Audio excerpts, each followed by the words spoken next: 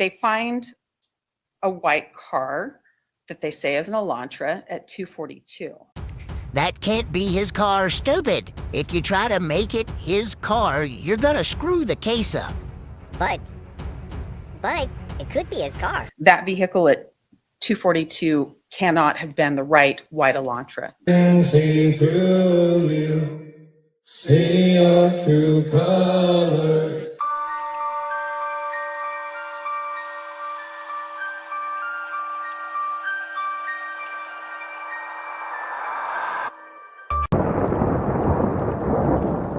Like you, be strong to hold the powers of the sun.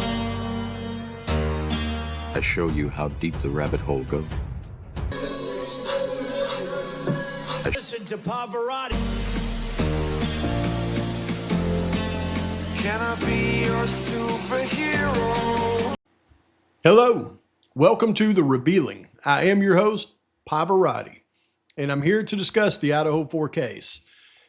And with all the new information that's coming out and looking at what's about to be unsealed here in the next month or so, they're about to unseal, as long as they don't try to hide everything, all of the exhibits that we see in the exhibit list, like the breakdowns, the forensic reports of phones, the forensic reports of what they did with all of those DNA samples, fingerprints. It's coming, folks. It's going to be huge. But the more that's released, the more that we know about this case. And that's why I wish somebody would watch this video that has a brain and some pull and realize the injustice that has been done in this case. Because old Pav has put together a lot of things over time, gone through with the breadcrumbs that was left, tried to put them together. Some things I was wrong on, but a lot of things I was not wrong on. And this particular subject that I have driven home very hard, I certainly have been vindicated on. And it is the biggest piece to the puzzle in this entire case. And that is the fact that the vehicle that was heading towards Moscow, Idaho, that was caught on camera at Floyd Cannabis Shop, that had been identified by an FBI agent as a 2014 to 2016 white Hyundai Elantra, could not have been Bryan Kohberger's. Therefore, the vehicle that they see on camera from that point forward couldn't have been Bryan Kohberger's either. And when it comes down to the real nitty-gritty in this case, as I've told you so many times, it all comes down to the fact that you have to prove that is not Bryan Kohberger in that car you see in those videos. And this is the piece of the puzzle that actually does it. And we know the truth now because the state submitted their final exhibit list. We have access to it and we know what's on there, but more importantly, we know what's not on there. This is the final proof that they got the wrong guy. Hold on to your hats, your socks, and don't let your head fall off your shoulders. Let's roll. They say they have all this data analyzed, and they say they now need 6 months worth of phone records for Bryan Kohberger's phone. They do acknowledge that his phone wasn't contained within the geofence when they looked at the geofence. His phone's not in the area, Darren. What do we do? Maybe that means he's not a suspect. Wait. His phone, he turned it off. He's a criminal. Now, the affidavit of probable cause written by Brett Payne says investigators were given access to video footage on the Washington State University campus located in Pullman, Washington. A review of that footage indicated that at approximately 2:44 on November 13, 2022, a white sedan, which was consistent with the description of the white Elantra, known as suspect vehicle number 1, was observed on WSU surveillance cameras traveling north on Southeast Nevada Street at Northeast Stadium Way. At approximately 2:53 a.m., a white sedan, which is consistent with the description of the white Elantra, known as suspect vehicle number 1, was observed traveling southeast on Nevada Street in Pullman, Washington towards 270. SR 270 connects Pullman, Washington to Moscow, Idaho. This camera footage from Pullman, Washington was provided to the same FBI forensic examiner. The forensic examiner identified the vehicle observed in Pullman, Washington as being a 2014 to 2016 Hyundai Elantra. The key points here is video footage at 244 and 253 of what the FBI examiner identified as being a 14 to 16 Hyundai Elantra. Next, the state will assert that at approximately 3:02 a.m., that same vehicle continued towards Moscow and was caught on camera by video at Floyd's cannabis shop. So the state will assert that the vehicle that they identified as a 14 to 16 white Hyundai Elantra was traveling this way on Nevada Street across Stadium Way at 2:44 a.m., then back towards 270 at 2:53, and then continued on 270 all the way to right here at Floyd's cannabis shop, where it's caught on camera at 3:02 a.m. Then that vehicle somehow transported itself over here to the King Road neighborhood after that. So, if the FBI is right, and the vehicle that they identified at 2:44 and 2:53 a.m. leaving the WSU campus was a 14 to 16 white Hyundai Elantra, and the state is correct, and that same vehicle then passes Floyd Cannabis Shop at 3:02 a.m., then it is likely that is the same vehicle seen in the King Road neighborhood, according to the FBI report. However, if that's not Bryan Kohberger in that car, then Bryan Kohberger could not be the assailant based on the state's case. Is important, and we're going to talk about minutes difference of time. In the first AT&T warrant, in that affidavit, the police officer talks about 2:42 a.m. that WSU cameras, because they start looking at WSU cameras after the IGG identification, they find a white car that they say is an Elantra at 2:42. So they get the phone records, and then it becomes 2:44 that they say Mr. Kohberger's leaving his residence, 2:44 a.m. And the place near Bishop Boulevard where one could turn to go to Moscow at 2:42 is inconsistent with 2:44, but they don't correct that. They don't say that vehicle at 2:42 cannot have been the right white Elantra running around that night, because we now know it was at 2:44 a.m. They want to keep that in there because they want the car positioned like it's going to be going to Moscow.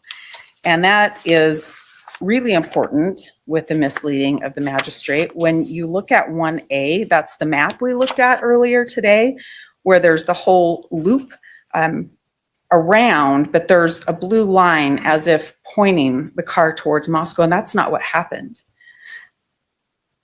They then report the phone stops reporting to the network at 2:47 a.m., and that's not right. We submitted their cell experts report that say the phone stops reporting at 2:54 a.m. We submitted 2 affidavits to you from our experts who have worked with the call detail records, and that's just not right. Don't get caught up in thinking 7 minutes don't matter here. So ever since the April 2024 filing from the defense on partial corroboration of Bryan Kohberger's alibi, they have stated that Mr. Kohberger intends to offer testimony of Cy Ray, CSLI expert, to show that Bryan Kohberger's mobile device was south of Pullman, Washington, west of Moscow, Idaho on November 13, 2022.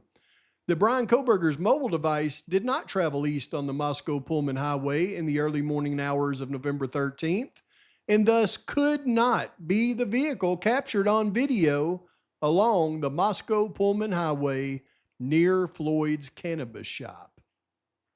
Now, this is where the FBI and the Moscow Police Department detectives did not see eye to eye on the case. MPD wanted to stick with the vehicle at Stadium Way in Nevada Street at 244 and 253, and then at Floyd Cannabis Shop at 302. Later, the MPD would cave and just focus in on Floyd's Cannabis Shop at 302, but it was still in contention with what the FBI wanted to do in the case. And that contention is easily verified by looking at the official unsealed FBI investigation into sightings of suspect vehicle. And they go on to say that through the course of this investigation, investigators performed an extensive canvass of Moscow, Idaho, and the surrounding areas to include Pullman, Washington, Clarkston, Washington, and Lewiston, Idaho, for video surveillance, which may have been relevant to this investigation.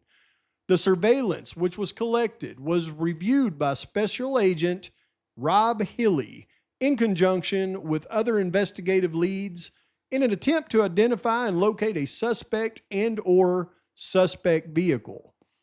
Through this surveillance review and a review of other investigative leads, a suspect vehicle identified as a 2011 to 2016 white Hyundai Elantra, hereafter referred to as Vehicle 1. Additionally, a subject was identified as Bryan Kohberger. The following is intended to be a summary of the collected video surveillance's footage, highlighting pertinent sightings which appear to show vehicles matching the description of Vehicle 1 or sightings of the individuals matching the description of Kohberger on November 13th, 2023. They typoed. It should have been 2022. And you'll see that they list sightings in the Moscow, Idaho, Pullman, Washington area, starting at 32610 on Indian Hills Drive. They do not mention the 244 or 253 sightings at WSU. They also do not mention the 302 sighting at Floyd Cannabis Shop. Here is the camera footage that the FBI acknowledges, which was likely Bryan Kohberger coming back from the park, but they started at 5:28 and 44 seconds. Never a mention of 244 or 253 or the footage of Floyd Cannabis Shop. Obvious contention with the Moscow PD on what footage was actually the suspect vehicle. That can't be his car, stupid. If you try to make it his car, you're gonna screw the case up. But it could be his car. In the newly released state's exhibits, they list timestamps on videos from Indian Hills. Several from the Paradise Drive videos in Moscow, E&S video in Pullman, the Sunset Mart in Pullman.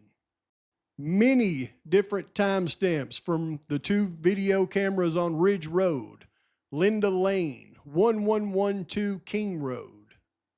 Then all the WSU footage starting at 5:27 a.m.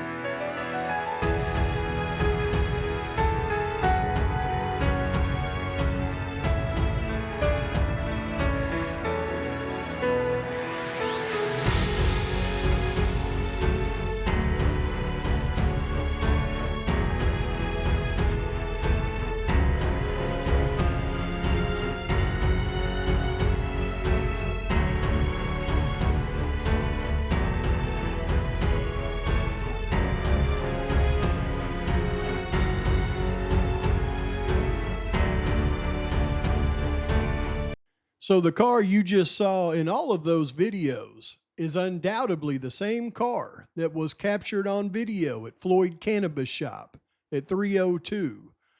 The same vehicle that was captured on WSU footage at 2:44 and 2:53.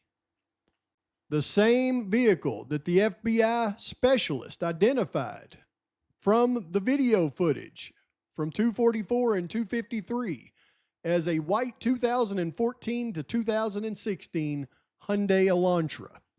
The same car that the defense contends is not Bryan Kohberger's. They don't say that vehicle at 242 cannot have been the right white Elantra.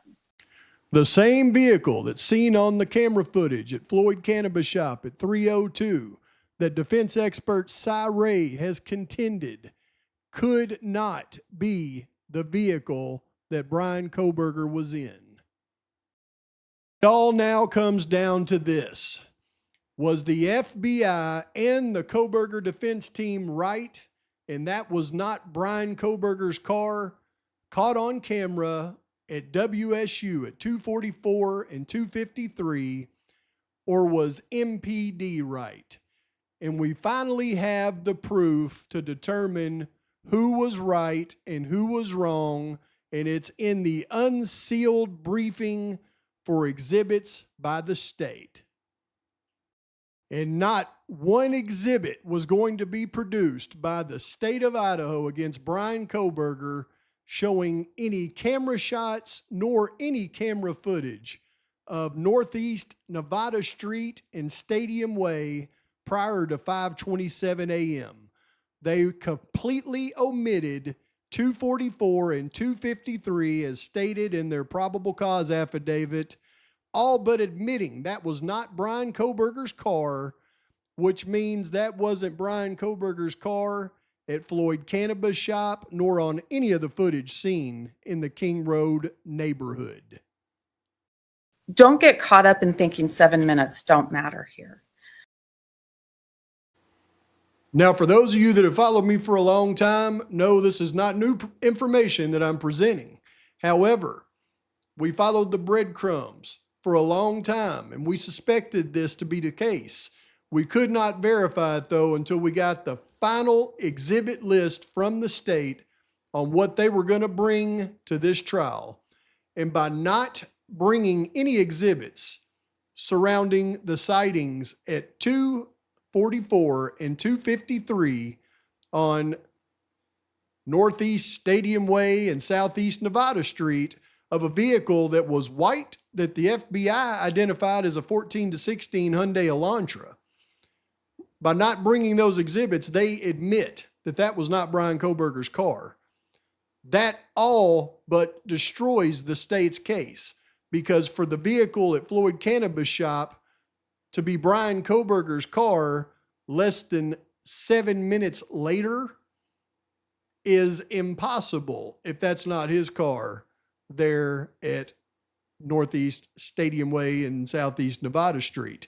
So when the defense goes through their cast and says that Bryan Kohberger was south of Pullman, west of Moscow, and in a position to where he could not be the vehicle at Floyd Cannabis Shop at 3:02, it's all but proven now by the state negating to back up what they put in their affidavit. And if that's not Kohberger's car at Floyd Cannabis Shop, then that can't be Kohberger's car in the King Road neighborhood, according to the state's case. This thing is And if you think things aren't coming on the horizon surrounding this case, you got another thing coming. And that is why I am hitting all the facts as hard as I can around the most important facts in this case. Please like and subscribe to this channel. Post your comments, your thoughts, your criticisms. Till next time, Pavarotti is out.